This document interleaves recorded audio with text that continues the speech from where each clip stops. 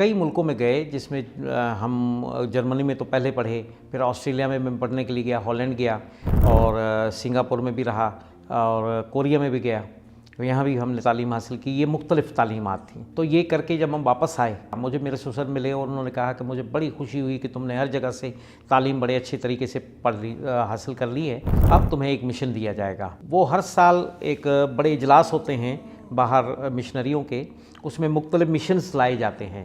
میں نے پوچھا کہ مشن کیا ہوگا؟ انہوں نے کہا تمہیں بس ایک کام کرنا ہوگا کہ مسلمانوں میں اس طرح سے جا کے تم نے منادی کرنی ہے، اس کو منادی کہتے ہیں کام کو، لیکن یہ منادی خفیہ ہوگی اور اس کو علم نہیں ہوگا کہ تم منادی کر رہے ہو، لیکن تم منادی کر رہے ہو۔ پہلا کام تو یہ ہے۔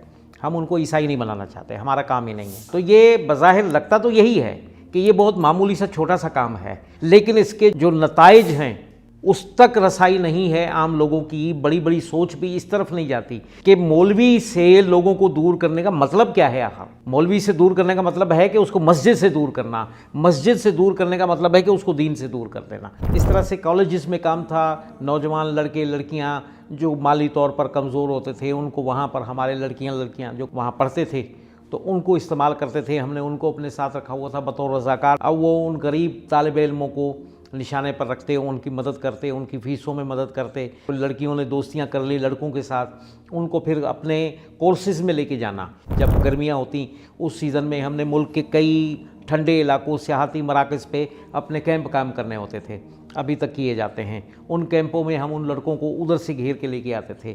اس میں پھر نوجوان لڑکیاں لے کے آتے تھے جو کالج کی ہوتی تھی، یونیورسٹی کی، وہ آ کر ان کو کھلے طریقے سے ان کے ساتھ گپ شپ لگانا، بات چیت کرنا، ان کو دین سے بدزن کرنا، یعنی ان کو لبرل بنا دینا۔ میری بیگم جو ہے وہ گھریلو خواتین میں کام کرتی تھی، اس نے ادارے بنا رکھے تھے بڑے بڑے شہروں میں، ان اداروں کے ذریعے وہ کام کرتی تھی۔ عورتوں کو سلائی کڑھائی اور مختلف آئٹمز بنانا، اس میں مختلف کھلونے بنانا سکھاتی تھی۔ باہر سے لومڑیوں کے چمڑے منگوائے جاتے تھے، اس کے ذریعے کٹنگ کر کے وہ کھلونے کیسے بنائے جاتے تھے اور وہ باہر بھیج دیے جاتے تھے، اور ان کو بتایا جاتا تھا کہ یہ اتنی قیمت میں بکے، اس کی قیمت آدھی آپ کو دیتے ہیں، آدھی ادارہ رکھ رہا ہے۔ حالانکہ ایسا کوئی معاملہ نہیں ہوتا تھا۔ اداروں میں ملازم بھی مسلمانوں کو رکھا جاتا تھا تاکہ مسلمان ہمارا دفاع بھی کر سکیں، یہی ہمارے سپورٹر بن جائیں گے جب ان کو ہم تنخواہ دے رہے ہیں۔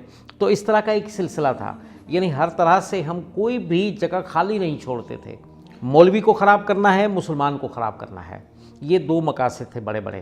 اور اس طرح کے کاموں کو کرتے ہوئے میں مختلف لوگوں کو اپنے جھانسے میں لیتا تھا، پڑھے لکھے لوگوں کو۔ ان پڑھوں کے لیے میرا معاملہ الگ ہوتا تھا اور پڑھے لکھے کے لیے کام میرا الگ ہوتا تھا، لیکن سب سے پہلے اسٹڈی کرنا کہ یہ کس مسلک کا ہے، کہ مسلمان ٹوٹیں گے تو پھر آسان ہوتا ہے ٹارگیٹ کرنا۔